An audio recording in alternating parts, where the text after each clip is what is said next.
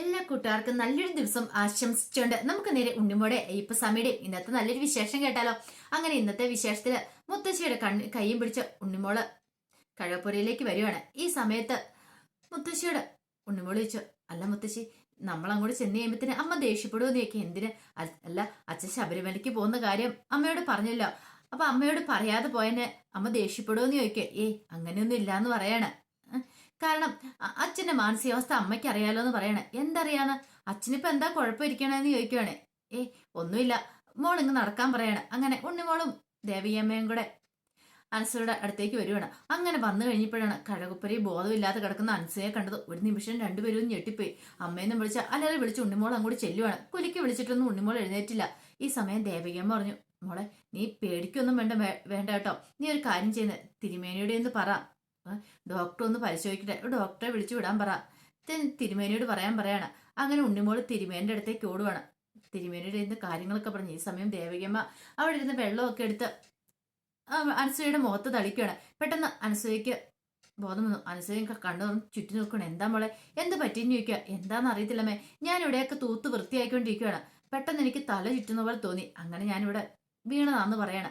അപ്പോഴേക്കും ഡോക്ടറും കൂട്ടി തിരുമേനി അങ്ങോട്ട് എത്തുവാണ്. തിരുമേനി പറഞ്ഞു, ഡോക്ടർ ക്ഷേത്രത്തിൽ ഉണ്ടായിരുന്നു, അതുകൊണ്ട് കൃത്യസമയത്ത് തന്നെ ഉണ്ണിമോള് വന്നു കഴിഞ്ഞപ്പോൾ തന്നെ ഇങ്ങോട്ട് വരാൻ പറ്റിയെന്ന് പറയണം. പിന്നീട് ഡോക്ടർ വന്ന് കയ്യില് നാടിയിടിപ്പൊക്കെ പരിശോധിച്ച് നോക്കിയിട്ട് നിങ്ങൾ എല്ലാവരും പുറത്ത് വയ്ക്കാൻ പറയണം.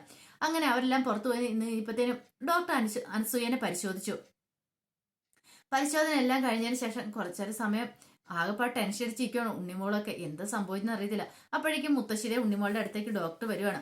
ഡോക്ടർ വന്നിട്ട് ചോദിച്ചു, അല്ല അവരുടെ ഹസ്ബൻഡ് ഇല്ലേ കൂടെ എന്ന് ചോദിക്കുക. ഇത് കേട്ടത് മുത്തശ്ശി പറഞ്ഞു, ഉണ്ടായിരുന്നു, പക്ഷെ ഇന്ന് രാവിലെ ശബരിമലയ്ക്ക് പോയെന്ന് പറയണം. ആണോ? അല്ല, എന്തു പറ്റി? മോൾക്ക് എന്തേലും? പേടിക്കാനൊന്നുമില്ല, അവർ പ്രഗ്നന്റ് ആന്ന് പറയാണ്, ഒരമ്മയാകാൻ പോവാന്ന് പറയാണ്. ഇത് കേട്ട് കഴിഞ്ഞപ്പോഴത്തേന് എന്തെന്നില്ലാത്ത സന്തോഷം തോന്നി മുത്തശ്ശിക്കും ഉണ്ണിമോൾക്കും ഒക്കെ. ഭയങ്കര സന്തോഷം. പിന്നീട് അവരങ്ങോട്ടേക്ക് വരുവാണ്. ഉണ്ണിമോളും മുത്തശ്ശിക്ക് അങ്ങോട്ട് വരുവാണ്. ഉണ്ണിമോള് പറഞ്ഞു, അമ്മയുടെ വയറ്റിലൊരു കുഞ്ഞാവയുണ്ട്. ഞാനൊരു ചേച്ചിക്കുട്ടിയാൻ പോവാന്ന് പറയാണ്. ഇത് കേട്ടത് മുത്തശ്ശിയുടെ മുഖത്തൊരു സന്തോഷം വന്നു. പക്ഷെ അനസൂയയുടെ കണ്ണൊക്കെ നിറഞ്ഞു വന്നു.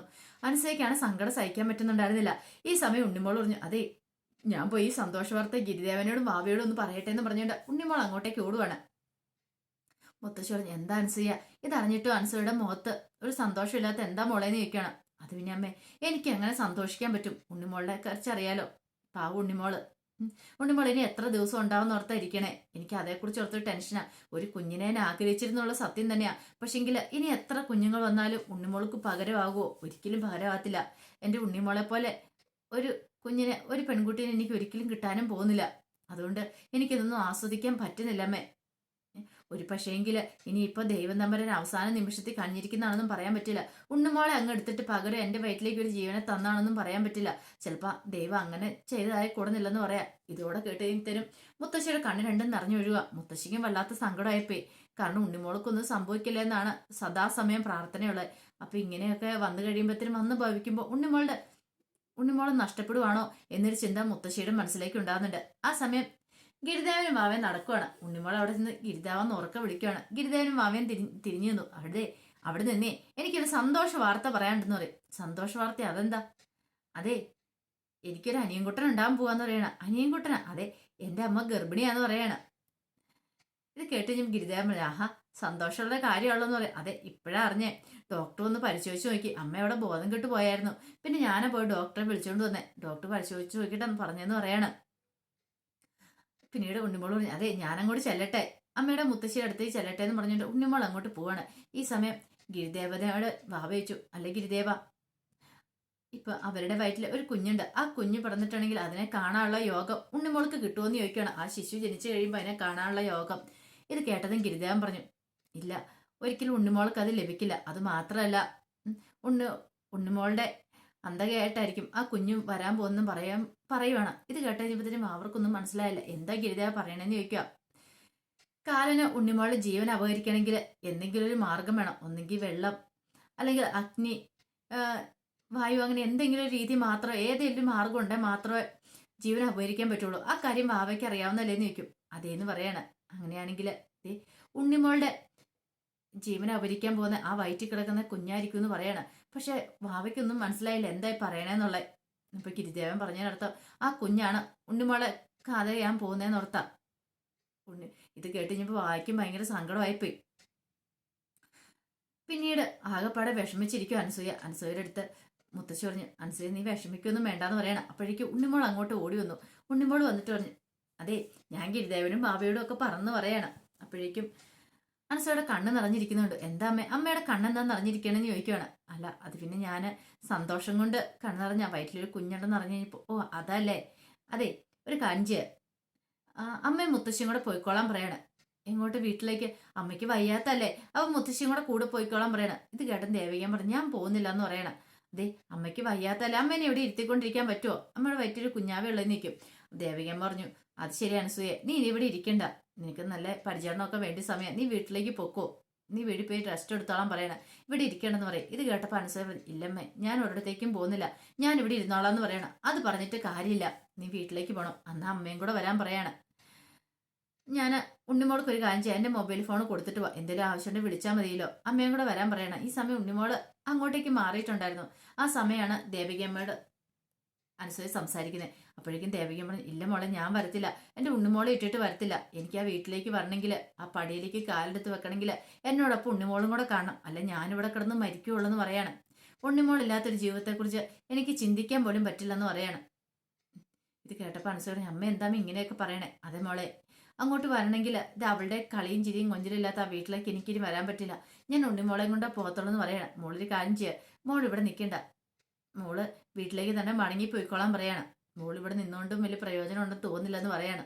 മോള് പോയിക്കോളാൻ പറയാം. എങ്ങനെയമ്മ ഞാൻ പോകുന്നേ? അതെ മോൾ ആ കാര്യം ഒന്നോർത്ത് വിഷമിക്കണ്ടെന്ന് പറയണം. അപ്പൊ തന്നെ ഗിരിദേവനും ഭാവയും കൂടെ അങ്ങോട്ട് വന്നു. അപ്പൊ ഗിരിദേവനും ഭാവയോടും മുത്തശ്ശി പറഞ്ഞൊരു കാര്യം ചെയ്യും, ഗിരിദേവ എവിടെ നിന്നൊരു വണ്ടി സംഘടിപ്പിച്ച് തരാവോ, അനസൂയനെ വീട്ടിലേക്ക് പറഞ്ഞു വിടാനാന്ന് പറയണം.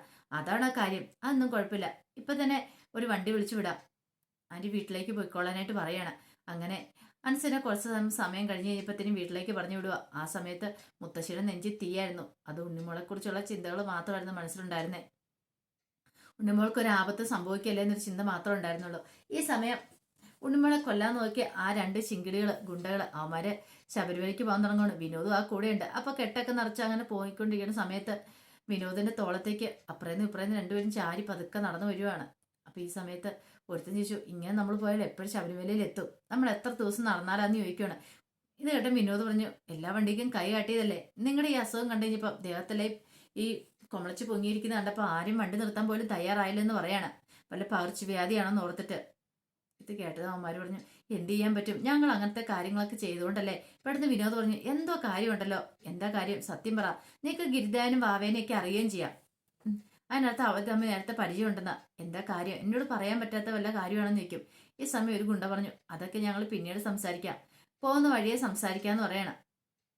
അല്ല കാലൊക്കെ മടുത്തില്ലേ നിൽക്കും, കാലൊക്കെ മടുത്ത് ദേഹമൊക്കെ തളരുക, ഒരു കാര്യം ചെയ്യുക, നിങ്ങൾ ഇവിടെ ഇരിക്കുക, ഞാൻ വല്ല വണ്ടിയും കിട്ടുമോ നോക്കട്ടെ എന്നും പറഞ്ഞുകൊണ്ട് മാറി നിൽക്കുക. കാരണം ഇപ്പൊ വിനോദിനെ തന്നെ കണ്ടാൽ ചിലപ്പോൾ വണ്ടി വല്ലതും നിർത്തിയാലോ.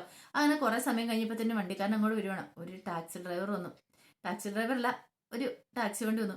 പെട്ടെന്ന് വിനോദ് കൈ കാണിക്കണം. അപ്പോൾ വണ്ടി നിർത്തി. അതെ ശബരിമല വല്ല പോകാനൊരു ഓട്ടം വരുമെന്ന് നിൽക്കുക, അതിനെന്താ വരാലോ എന്ന് പറയണം. അപ്പോഴേക്കാണ് ആ ഗുണ്ടുകൾ രണ്ടുപേരും അടുത്തേക്ക് വരുന്നത്. അവരെ കണ്ടതും വസൂരി വന്ന പോലുള്ള ദേഹവും മുഖവും കൈയൊക്കെ ഉണ്ടായിട്ട് അയാള് ഇങ്ങനെ നോക്കുവാണ്. അല്ല ഇവരും കൂടെ ഉണ്ടോ എന്ന് നിൽക്കും, ഉണ്ടെന്ന് പറയണ. പെട്ടെന്ന് അയാളൊന്ന് ആലോചിച്ചു. പിന്നെ ഒരു ചിത എന്ത് പറ്റിയാന്ന് നിൽക്കുക കയ്യേലൊക്കെ. അല്ല അത് പിന്നെ എന്തോ അലർജിയാണെന്ന് തോന്നിയെന്ന് പറയാണ്. രണ്ടുപേർക്കും അലർജിയോ? ഇത് കണ്ടിട്ട് എനിക്ക് തോന്നുന്നു എന്തോ മാരക രോഗമാണെന്ന് എനിക്ക് തോന്നേ, ഇത് മിക്കവാറും പകർച്ചവ്യാധിയാണെന്ന് തോന്നേ. എന്നാൽ ശരി ഞാൻ അങ്ങോട്ട് പോയേക്കുക എന്ന് പറഞ്ഞ് അയാൾ അങ്ങോട്ട് പോവാണ്. ഒരു നിമിഷം വിനോദിനെ എന്ത് ചെയ്യണമെന്ന് അറിയത്തില്ല, വല്ലാത്തൊരവസ്ഥയായിപ്പോയി.